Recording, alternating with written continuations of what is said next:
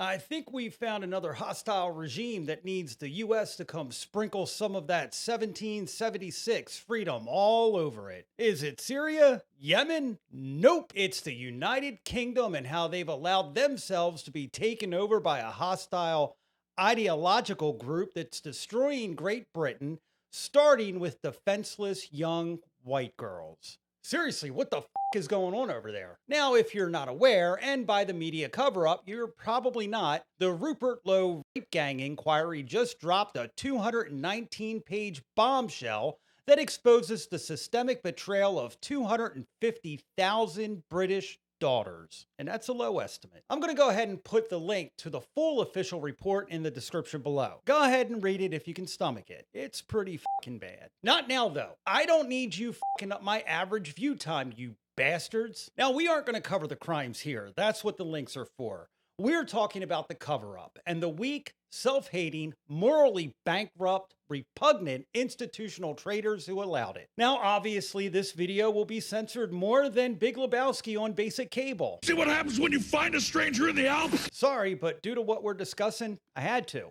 Fuck it. Go with it. So how does a tragedy of this magnitude happen? How does a supposedly civilized country let 250,000 of its own children get hunted like prey by an imported third world class of? Well, it's simple. The people in charge traded the safety of their own citizens for political capital and fear of being labeled a bigot. And that brings us to the other villains of this story. It's not just the feral, undomesticated operating in the shadows under the cloak of diversity that are the problem. Perhaps the bigger problem are the spineless, morally reprehensible, spiritually bankrupt pieces of bureaucrats and repugnant politicians who sat silently as they signed the UK's death warrant.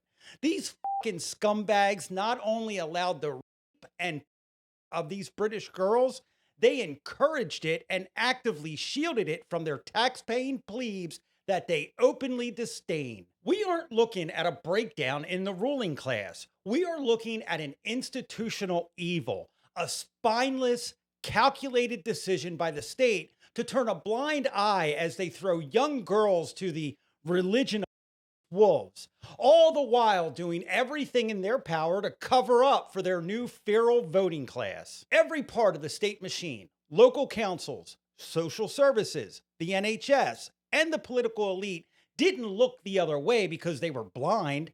They looked the other way because they were completely paralyzed by a toxic mixture of cowardice and careerism. Let's call it what it is: an absolute betrayal by a weak managerial elite who decided that protecting their own reputations and shielding themselves from a media label was worth more than the lives of 250,000 British white girls and the families that love them. This catastrophe falls squarely on the Labour Party establishment and the evil head of the snake, Keir Starmer, as he simps for the uncivilized monsters that invaded the UK. These disgusting pigs have nurtured a parasitic relationship with specific immigrant voting blocks. To keep those voting percentages locked down, they didn't just turn a blind eye, they subsidized the rot. They signed off on a policy of institutional permission, selling out their own goddamn children to protect their electoral map.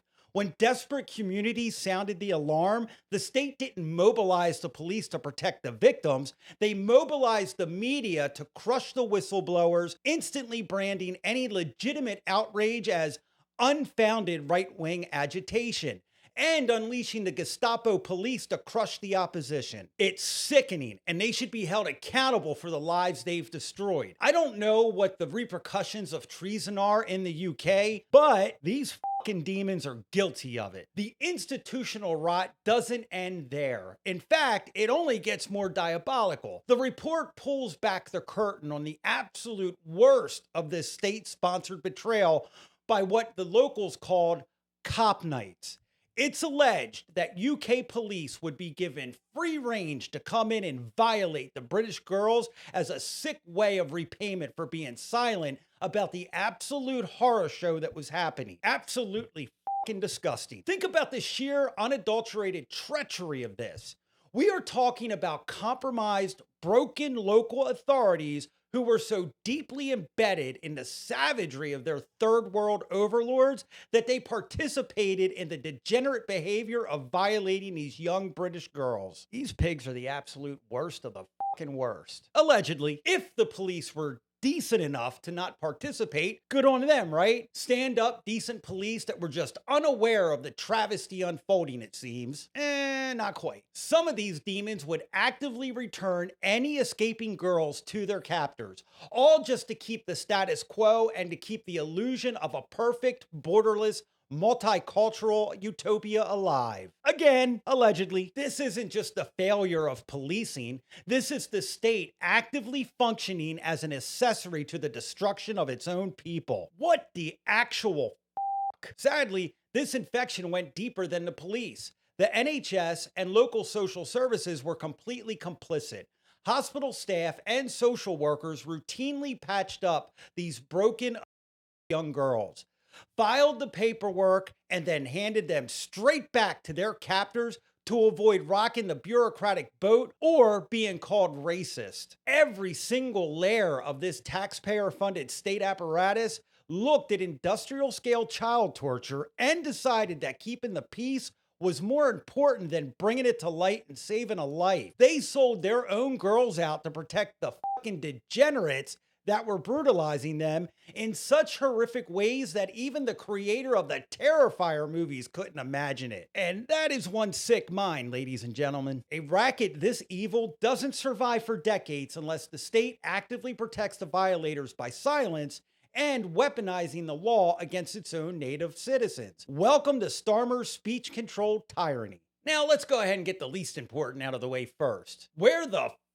is the Me Too movement in all this? Emma Watson, Natalie Portman, Alyssa Milano, etc. Even before the report, there was a deafening silence from the loud, wealthy elites who love to lecture the working class from million-dollar estates.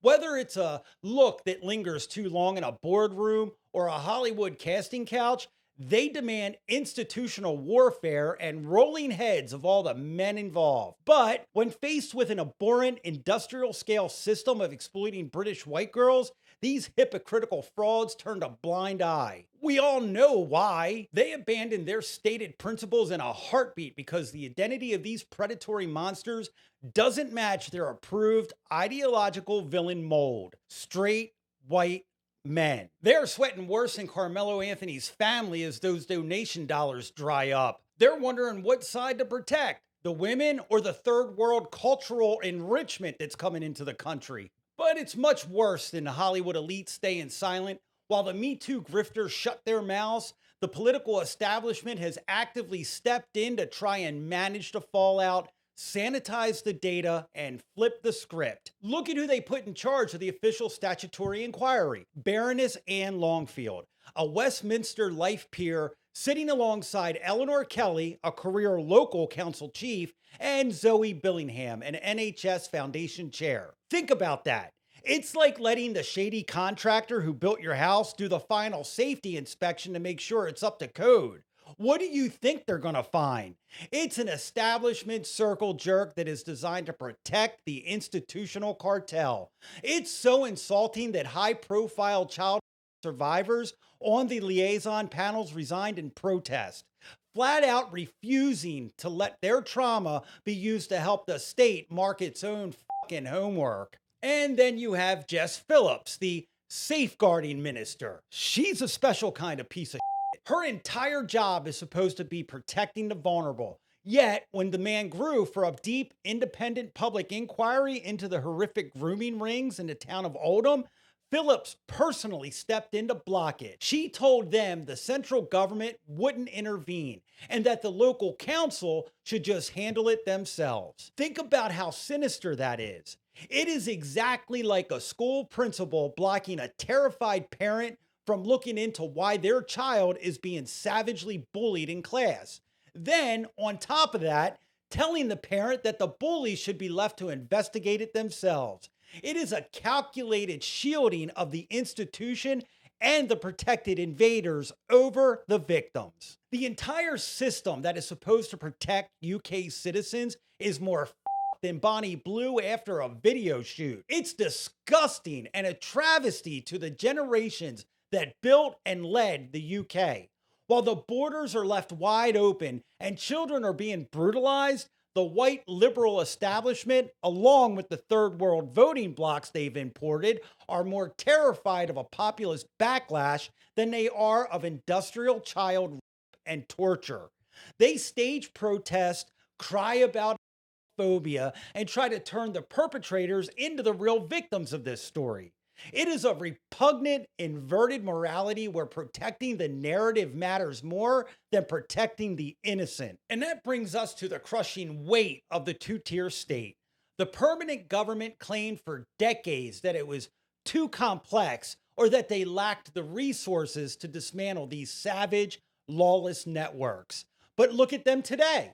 Under the Starmer regime, the second a native citizen logs onto social media to scream about this betrayal, the state instantly finds the funding, the prisoner cells, and the police manpower to lock them up for a Facebook post. Welcome to the UK. Here, one of our girls. Don't post a complaint about it, you bigot. How the do these people not see how absolutely backwards as this is? Look at how they handle journalists like Tommy Robinson. They don't debate them. They don't disprove the data. They used weaponized arrest, gag orders, and total digital censorship to bury the truth because they know that if the raw facts ever cut through the state-approved media filter, the entire regime collapses. They terrorize the patriots who dare to stand in the way of the decline while coddling the elements tearing the social fabric apart. And the entire time, the brainwashed liberal women and males are protesting the patriots while protecting the that's raping them and their loved ones. You honestly can't make this shit up. But the elite are playing a highly dangerous game because you can only suppress human nature for so long. This heavy-handed tyranny is exactly why the dam is breaking across the British Isles. We are seeing massive populist uprisings, and you only have to look across the water to Ireland. Citizens there are pushed so far to the edge by an arrogant, unaccountable administrative state that local housing centers earmarked for undocumented arrivals are mysteriously going up in flames. When you castrate the legal avenues for protest, when you jail people for words while letting monsters roam free, you don't stop the anger. You just guarantee that when the explosion finally happens, it burns the whole house down. The UK isn't the UK anymore. It's obvious. The deliberate strategy to swap out the native population for the weaponized third world voting bloc has completely decimated the country that I've always admired from afar. Be it the industrial exploitation of young British girls or the complete censorship and arrest of dissident voices, our oldest ally is rapidly transforming into a tyrannical regime. Under any other circumstances, that would trigger our immediate intervention. And that's not hyperbole. We've sprinkled USA freedom over other countries for much less. Iraq, I'm looking your way. We invaded that country because it was a synthetic state forcing incompatible cultures together who simply could not coexist. Exactly like the toxic tribal fault lines the London establishment is manufacturing inside Britain today. You have a government that stands by while imported predatory networks systematically abuse the most vulnerable of its native population. Widespread corruption across every public sector to actively shield the abusers and protect the narrative. And the absolute terrorization of the native populace through aggressive social media censorship and heavy-handed two-tier policing. But hey, at least you had great music in the 90s. Nah, seriously. If this level of institutional decay and state-sponsored oppression was happening in the Middle East, the US would have already dropped troops, forcibly implemented a new regime, and then made cheeseburgers the national food. Come on, man, you know it's better than fish and chips, my friends. You're looking at two cultures that simply cannot coexist with each other. The invading class isn't coming to assimilate or be part of the United Kingdom. The native population, well, the ones who actually want to preserve their nationality, want to keep what made the UK so special. That causes a massive collision course that is bound to explode. The citizens deserve to have the country they love, the country their ancestors died to protect, and the country they are taxed to death for actually resemble the actual home they grew up in. They shouldn't have to live in fear as they walk down their own streets. They shouldn't have to fucking worry about their children being abducted and held as sex slaves or death while the fucking police do nothing because they are trained to protect the institutional narrative over the citizen. With Starmer on the absolute precipice of resigning this week, is there any chance this can peacefully turn around? Possibly. That self-hating career bureaucrat piece of shit is one of the main reasons the country is so thoroughly f***ed right now. But what's replacing him? What does it matter if the Reform Party doesn't get in? The country is being systematically stripped away from you. The entire legacy of the UK is being traded for third world customs and violence. You're being replaced as if you were just no more use to anyone. And under the current establishment, you aren't. The political class imported your replacement, and you can all go fuck off back to be second-class citizens in your own home. Watch in and worry as the UK is lost to multiculturalism, gangs, and violence native citizens while the police and the politicians arrest you for fucking noticing. But just remember, don't look back in anger, Brits. All part and parcel, isn't it? And that's my take, my brothers and sisters. Shower me with those likes if you must. I'll take them. Subscribe if you're mad for it. And as always, live unrepentant.